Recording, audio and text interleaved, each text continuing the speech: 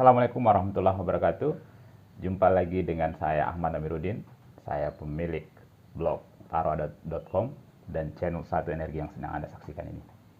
Hari ini saya akan cerita seperti apa hidup sebagai muslim di Skotlandia atau di Inggris Raya secara umum, di mana saya sempat sekolah di tahun 2013 sampai 2014 yang lalu.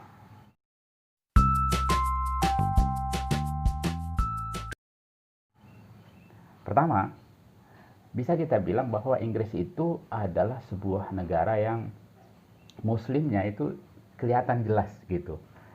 Jadi kita jalan-jalan, sedang jalan di Nicholson Street, nama jalannya di sana, atau di Royal Mile, atau di manapun itu, dengan gampang kita akan menemukan orang yang menggunakan jilbab, ada yang menggunakan cadar, sebagai salah satu identitas yang paling gampang untuk kita kenali sebagai identitas sebagai muslim.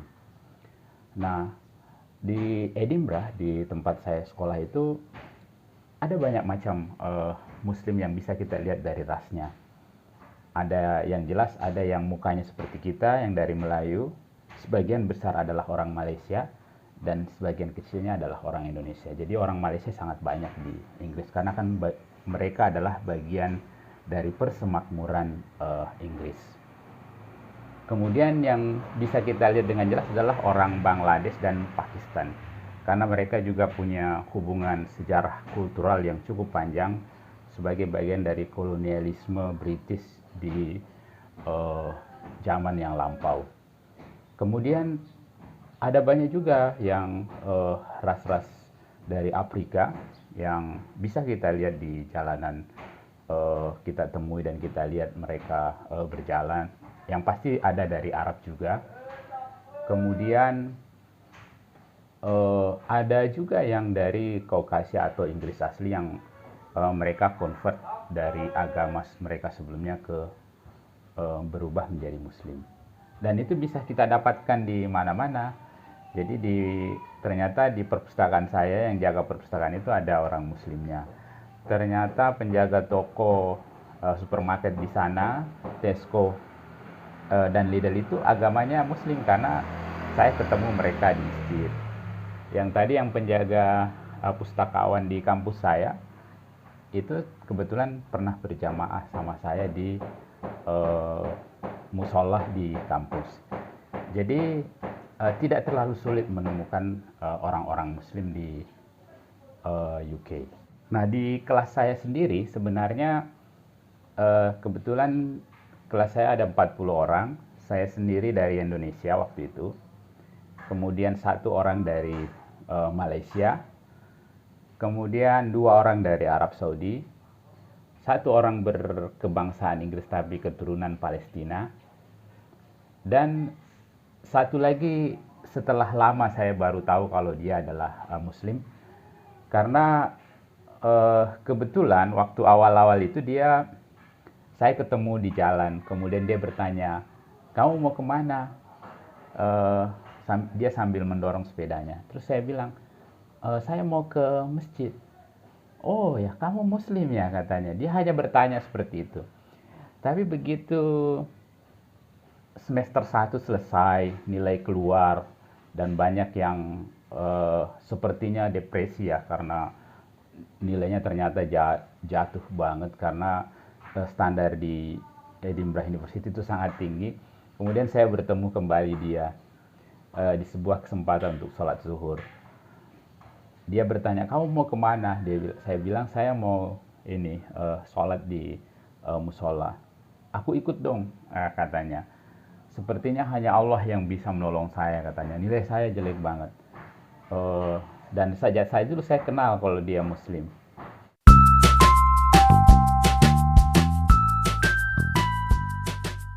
Nah, kemudian tempat ibadah. Jadi tempat ibadah kalau di Edinburgh itu Edinburgh ini tulisannya Edinburgh ya, yang merupakan ibu kota dari Scotland, itu persis berada di depan University of Edinburgh. Bangunannya besar, bertingkat 2, yang dibangun oleh Raja Arab Saudi, dan awalnya adalah gereja yang kemudian yang dibeli, kemudian dihancurkan, kemudian dibangun sebuah masjid baru. Nah, di sanalah saya biasanya sholat. Dan itu mazhabnya adalah Sunni. Tapi ada juga masjid lain yang sepertinya mereka Ahmadiyah atau Syiah. Tapi kalau yang di Central Mosque, disebut Central Mosque, yang berada persis di depan University of Edinburgh, itu Sunni. Dan khutbahnya itu rata-rata dalam bahasa Arab 80%, bahasa Inggrisnya 20%. Dan dia menyesuaikan dengan ya biasanya tepat jam 1 ya, jam 1 waktu sholat Jumatnya. Akan tetapi kalau di musim dingin itu waktu sholat Jumat dengan waktu sholat asar itu sangat berdekatan. Jadi hanya berbeda sekitar 1 jam mungkin ya, karena kan hari waktu itu pendek, sehingga hampir bersamaan lah. Jadi biasanya orang sholat kalau musim dingin itu sholat Jumat, nunggu habis itu sholat asar. Nah itu kalau di central area. Tapi kebetulan kampus saya kan yang teknik itu namanya di King's Building, agak keluar sedikit, mungkin 10 menit keluar dari area main building. Nah di sana ada juga musolanya, jamaahnya sekitar 20 orang. Biasanya yang jamaah ada teman-teman dari Malaysia, ada dari Pakistan, dan ada juga yang tadi yang saya bilang pustakawan sholat di sana. Kadang-kadang sih tidak banyak orang yang sholat di sana, dan bisa juga kita sholat Jumat. Kadang-kadang saya sholat Jumat juga di sana meskipun jumlah orangnya mungkin hanya 20. Dan pernah satu kali kita sholat Jumat hanya bertiga, karena kita nggak tahu ternyata sebenarnya tidak ada jadwal sholat Jumat waktu itu. Ya terpaksa ada teman dari Arab itu yang berperan untuk jadi khotib, jadi imam, sekaligus sebagai muadzin, tapi kita tetap melaksanakan sholat Jumatnya.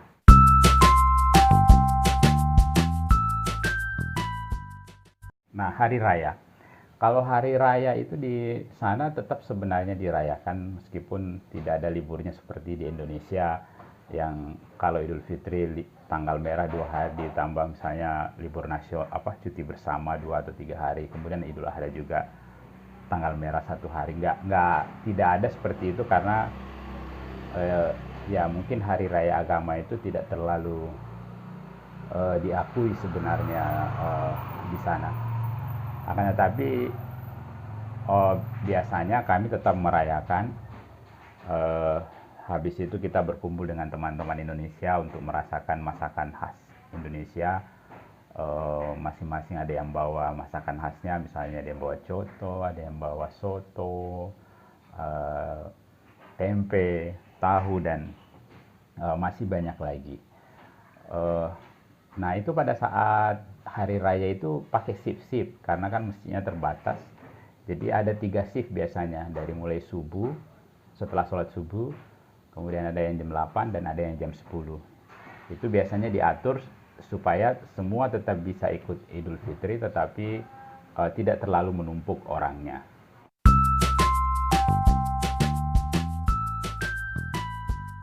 Soal toleransi, jadi orang Inggris sebenarnya tidak terlalu peduli apa agama orang itu.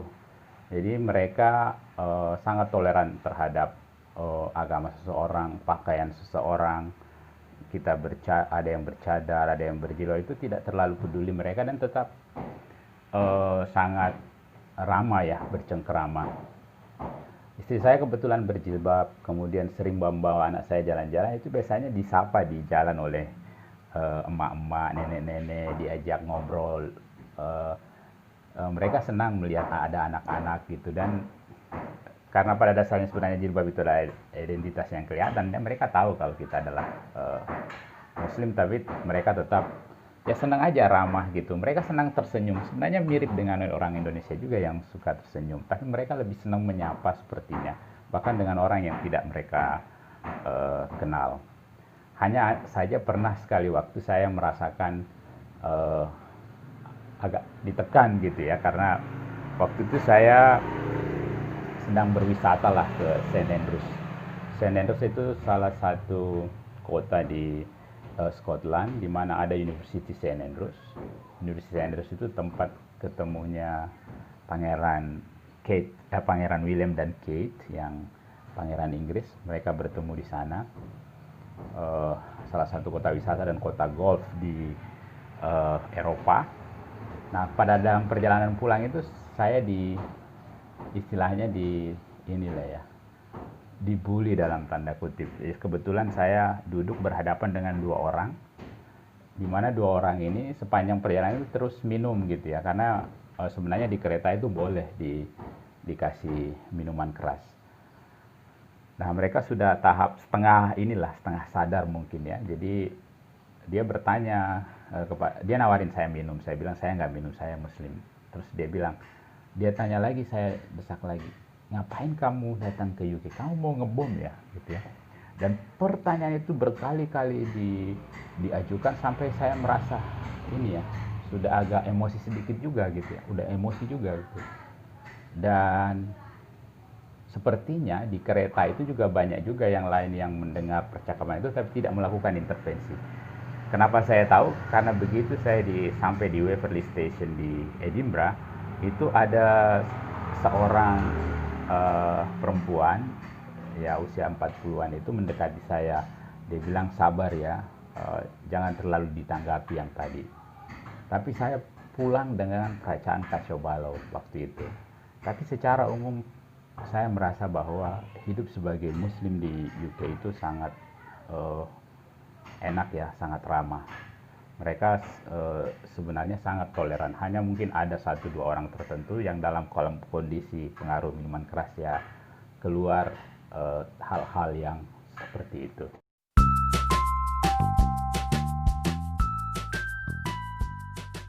Kemudian makan, ini hal yang paling penting nih buat kita orang Indonesia. Yang pertama, karena ada masjid, di sekitar masjid itu ada banyak sekali toko yang menjual makanan halal atau restoran yang menjual makanan halal yang sudah jadi. Jadi yang paling terkenal itu di sana adalah Mosque Kitchen. Itu persis di masjid itu ada counternya, kemudian di belakang masjid dia juga ada besar, dan orang biasanya makan nasi biryani di sana. Nah, tidak jauh dari sana juga ada tikka masala, masakan Pakistan dan India. Nah, di situ juga ada toko 3 atau 4 toko yang menjualannya itu khusus makanan-makanan halal dan sudah ada stempelnya. Jadi kita nggak perlu khawatir. Karena di beberapa tempat yang sering saya belanja di sini, malah itu tidak ada stempelnya halal untuk ayam, kambing dan sebagainya. Dan yang kedua, harganya juga sangat murah ya untuk ukuran orang dengan GDP-nya sampai 10 kali lipat dibanding Indonesia. Dibanding Indonesia, tapi harga dagingnya itu mirip dengan Indonesia.